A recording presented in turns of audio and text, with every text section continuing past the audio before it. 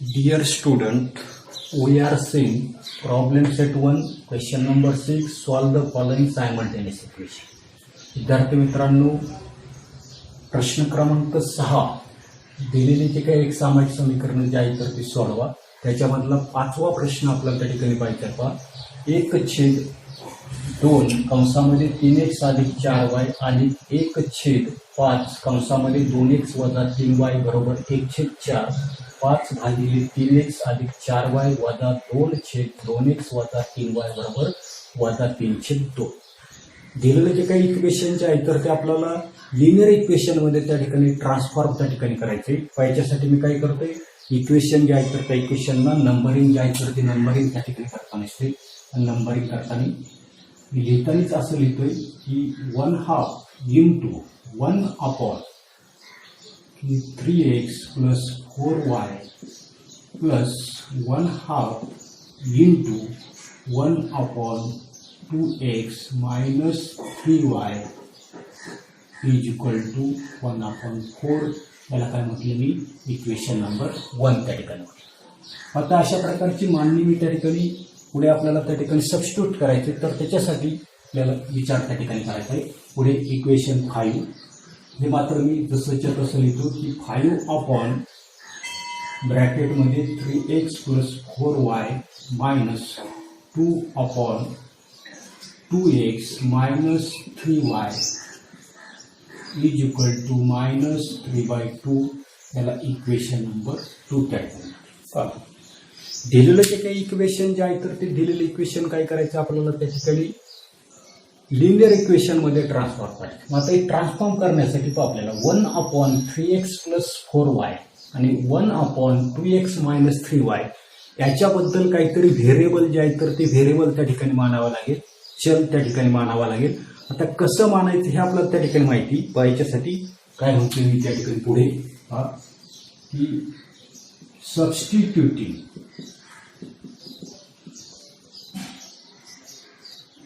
1/3x plus 4y is equal to m and पुढे 1/2x minus 3y is equal to n we get.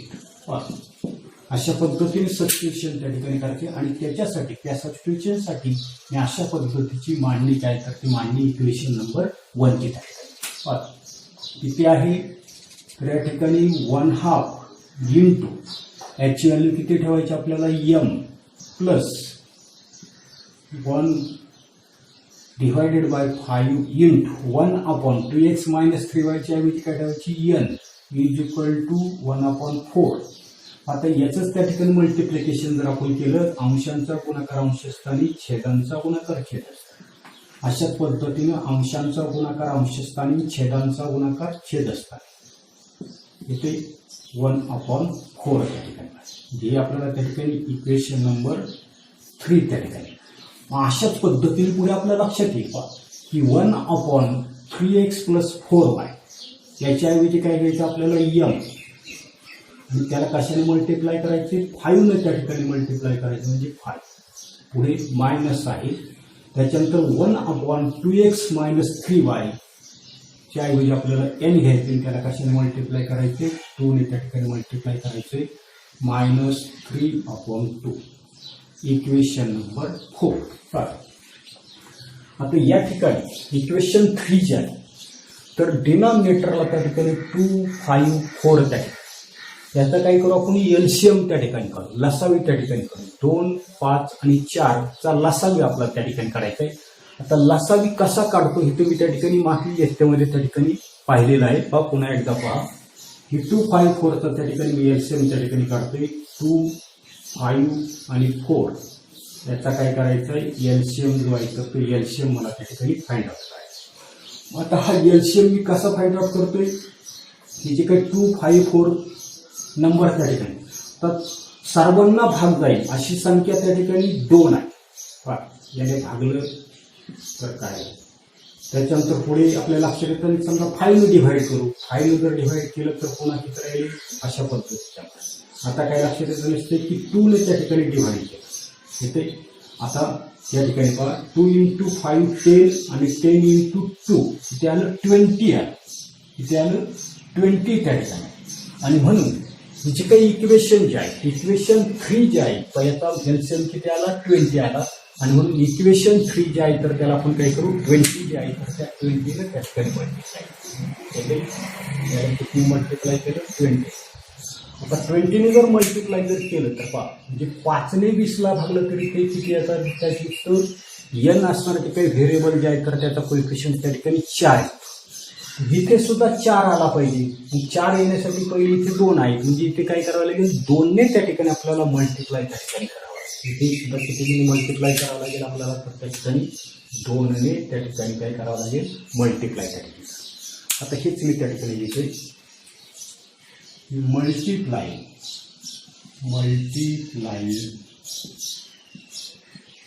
Equation 3 by 20 and equation 4 by 2. आता या ठिकाणी multiplication मी प्रत्यक्षात त्या ठिकाणी actual multiply करते पहा या ठिकाणी 20 into m/2 plus 20 into n/5 is equal to 20 into 1/4. एक एक पाहून 2 ने 20 ला डिवाइड केलं तर या ठिकाणी 10 राहिले. 5 ने 20 ला डिवाइड केलं तर 4 त्या ठिकाणी राहिले. 4 ने 20 ला डिवाइड केलं 5 त्या ठिकाणी. आता काय शिल्लक राहिले त्याचा आपल्याला विचार करायचा आहे. 10 into m that is 10m plus 4 into n 4n is equal to 5. Equation त्याला मी त्या ठिकाणी काय म्हणतो 5 त्या ठिकाणी.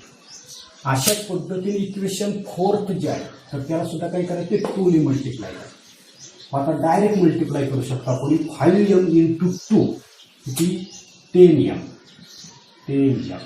Minus 2n into 2 4n is equal to यांनी जर मल्टिप्लाय जर केलं तर या ठिकाणी 2 कॅन्सल होतील. या ठिकाणी किती राहता नसते -3 त्या ठिकाणी राहता नसते. याला इक्वेशन नंबर त्या ठिकाणी 6 त्या ठिकाणी. म्हणजे अशा पद्धतीची असणारी जी काही इक्वेशन्स जी आहेत तर ती इक्वेशन्स आपल्याला त्या ठिकाणी मिळाली. आता इक्वेशन 5 आणि 6 याच्याकडे जर आपण जर पाहिलं तर एन असणारे जे काही व्हेरिएबल जे आहेत तर त्याचे कोएफिशियंट त्या ठिकाणी सेम आहे. यांचं असणारे जे काही इलिमिनेशन कधी होईल तर या दोघांची ऍडिशन जर आपण जर केली तर एन त्या ठिकाणी कॅन्सल होईल. आणि म्हणून पहा शॉर्टकटमध्ये आता मी त्या ठिकाणी काय म्हणतोय याची ऍडिशन मला त्या ठिकाणी करायची. मी या बाजूला केली तर ही ऍडिंग काय म्हणतोय मी ऍडिंग 5 and 6 इथे ऍडिशन. आता ऍडिशन जर केली तर 10m दॅट इज 20m. त्याच्यानंतर plus 4n minus 4n cancel झाले. पुढे 5 minus 3 किती शिल्लक राहता नसतात 2 त्या ठिकाणी शिल्लक राहता नसतात. पुढे m is equal to 2 divided by 20. 2 ने 20 ला डिवाइड करा 1/10. जी m जो आहे तर त्या m ची व्हॅल्यू आपल्याला किती मिळाली 1/10. याला ब्रॅकेट त्या ठिकाणी करतो मी. आता ही जी काही व्हॅल्यू जी आहे तर ती सबस्टिट्यूट करू आपण की पुढे substituting m is equal to 1/10 in equation. आता सिंपल इक्वेशन जे सोपं असेल त्याच्यामध्ये आपण ठेवू.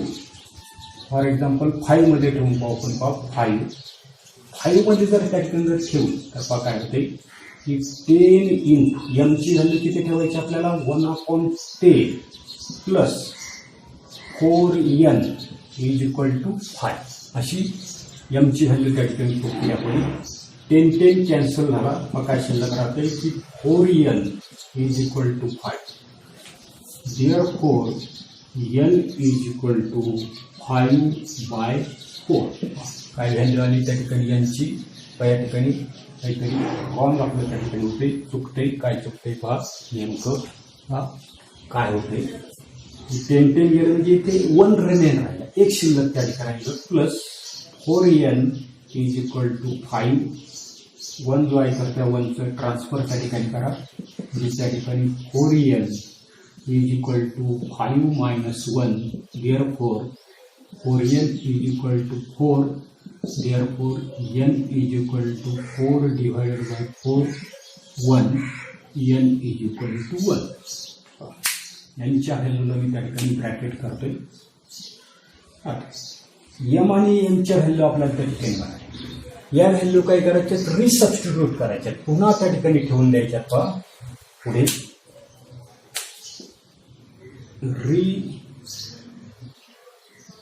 substituting the values of m and n in. तर पुढे आपल्या पूर्वीचं पाहिजे, या ठिकाणी आपल्याला ते व्हॅल्यू जे आहे तर ते पुट करायला. आता आपण ज्या मागचं लिहितोय की 1/3x plus 4y is equal to m and 1/2x minus 3y is equal to n. असं याच्यामध्ये काय करायचं, आपल्याला त्या ठिकाणी m आणि n च्या व्हॅल्यू त्या ठिकाणी पुट करायचे. आता पुढे 1/3x plus 4y is equal to m ची व्हॅल्यू किती आहे, 1/10 आहे, 1/10 and 1/2x minus 3y is equal, याची व्हॅल्यू मात्र किती आहे, 1. काय करायचे, क्रॉस मल्टिप्लिकेशन करा, तिरकस गुणाकार करायचे. 1 ने 10 ने गुणा आणि 3x अधिक 4y ला 1 ने. आता 1 गुणिले 10 केलं तर गुणाकार काय येईल, याच्यात पहिला हा गुणाकार करतो मी, 3x plus 4y into 1, 3x plus 4y is equal to 1 into 10 10 and आता या दोघांचा तिरकस गुणाकार, 1 ने इकडे गुणा 1 ने, तर काय येते की 2x plus 3y is equal to 1. अशा पद्धतीचं इक्वेशन जे आहे तर ते इक्वेशन्स आपल्याला त्या ठिकाणी मिळालं. काय मिळाले, 3x plus 4y is equal to 10 and 2x minus 3y is equal to 1. आता अशा पद्धतीची इक्वेशन्स आपल्याला त्या ठिकाणी मिळाली. याला पुन्हा आपल्याला त्या ठिकाणी सोडवावी लागेल. याला पुन्हा नंबरिंग आपण त्या ठिकाणी करू. आपले नंबर जे आहेत तर ते कुठपर्यंत आले, 6 पर्यंत आले. याला मी त्या ठिकाणी इक्वेशन नंबर 7 त्या ठिकाणी म्हणतो, 7, आणि याला काय म्हणतो मी त्या ठिकाणी 8 म्हणतो. पुढे पुन्हा आपल्या लक्षात येता दिसतंय की आपल्याला काय करायचंय, ही इक्वेशन त्या ठिकाणी सोडवायची. आपण काय करू, वाय व्हेरिएबल जे आहे तर त्या वाय व्हेरिएबलचं इलिमिनेशन त्या ठिकाणी करू. ही इलिमिनेशन करण्यासाठी या दोघांचं असणारे जे काही कोइफिशियंट जे आहेत तर ते सेम त्या ठिकाणी झाले पाहिजे. सेम कसे होतील तर आपल्या लक्षात येता दिसतंय, या ठिकाणी असणारे काही इक्वेशन 7 जे आहे तर त्याला आपण 3 ने मल्टिप्लाय करू आणि हे जे असणारे 8 जे आहे तर त्याला त्या ठिकाणी 4 ने मल्टिप्लाय करू. आपल्या लक्षात येता दिसते 12 होतील, इथे सुद्धा किती होतील, 12 होतील. या ठिकाणी पुढे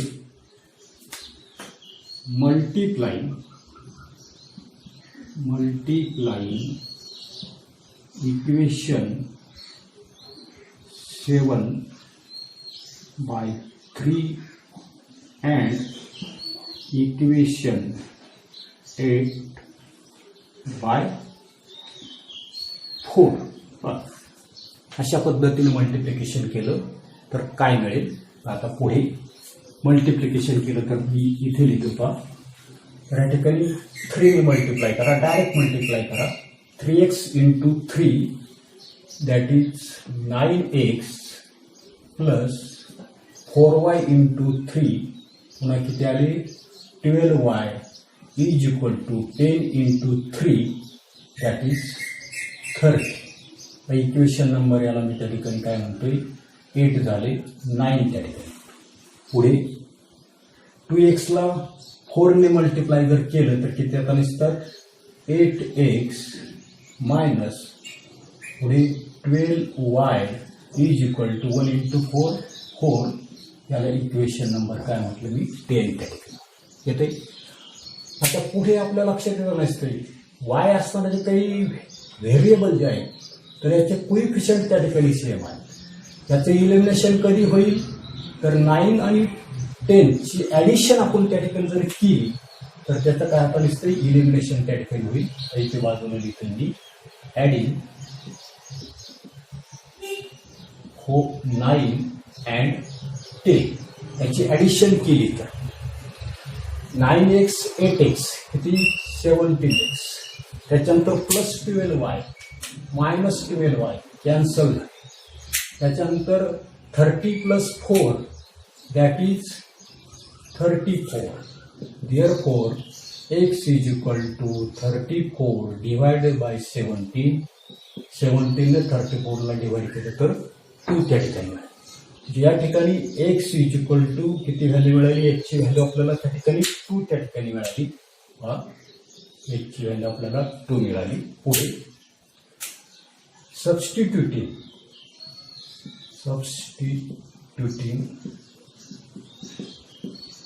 x is equal to 2 in simple equation. आता सिंपल इक्वेशन कोणतं दिसतंय आपण 9 मध्ये सॉरी 10 मध्ये ठेवू. 10 मध्ये जर ठेवली तर काय येईल की 8 इंटू x ची व्हॅल्यू किती ठेवायची 2 minus 12y is equal to 4. 8 into 2 16 minus 12y is equal to 4.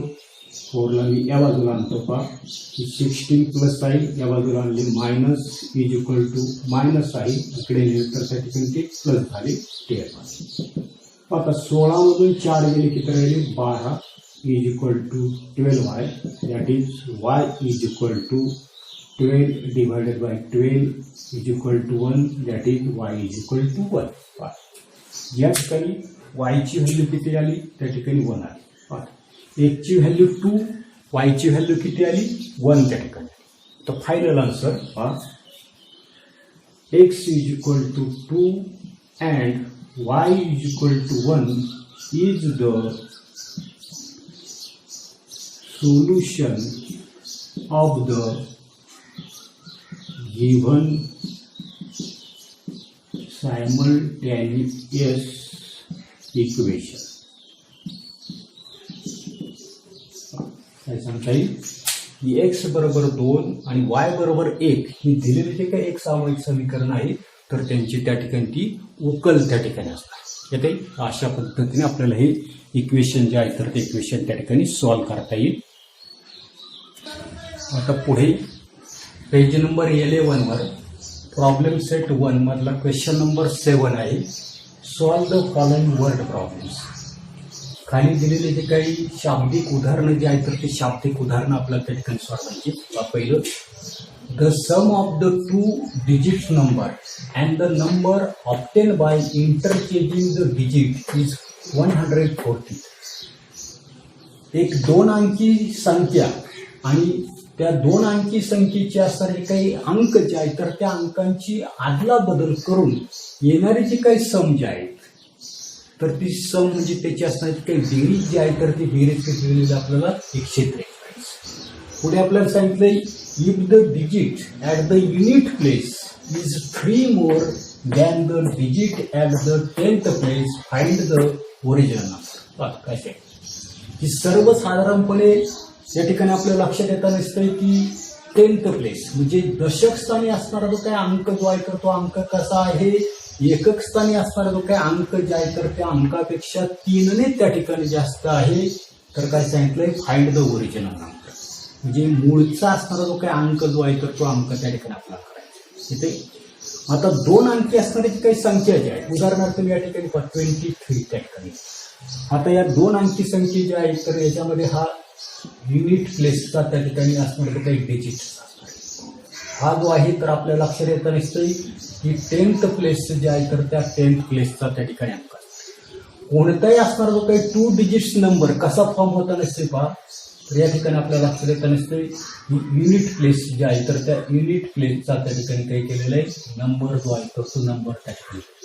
त्याच्यानंतर इथे 20 आहे. मग आता 20 तो कसा येईल तर सर्वसाधारणपणे 10 इंटू काय सांगता येईल आपल्याला 10th place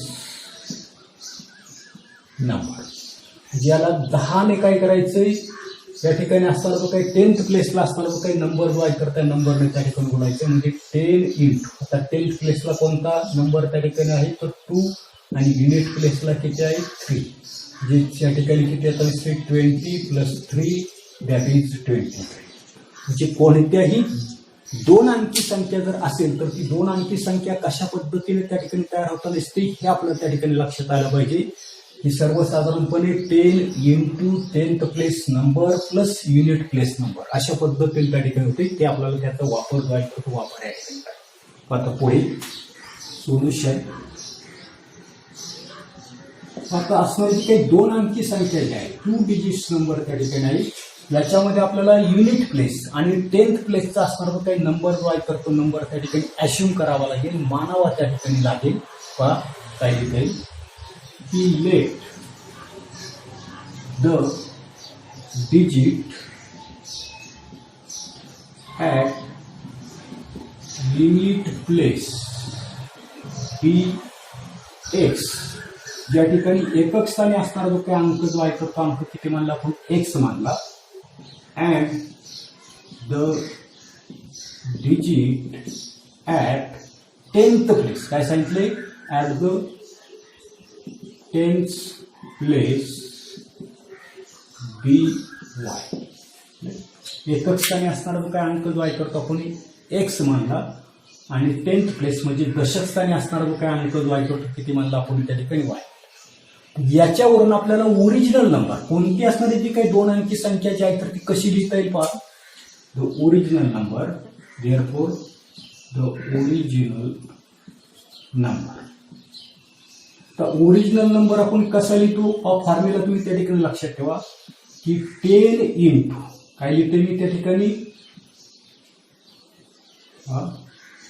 10 into 10th place number plus unit place number इथे is equal to 10 into 10th प्लेसला कोणता नंबर मानला आपण वाय काय काय बरोबर येते.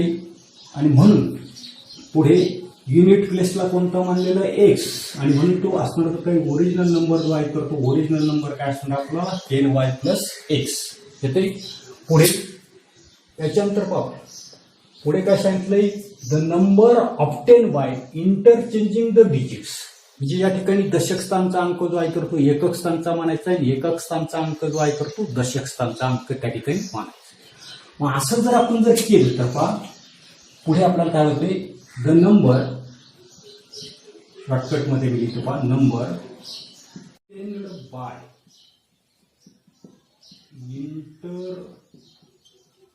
चेंजिंग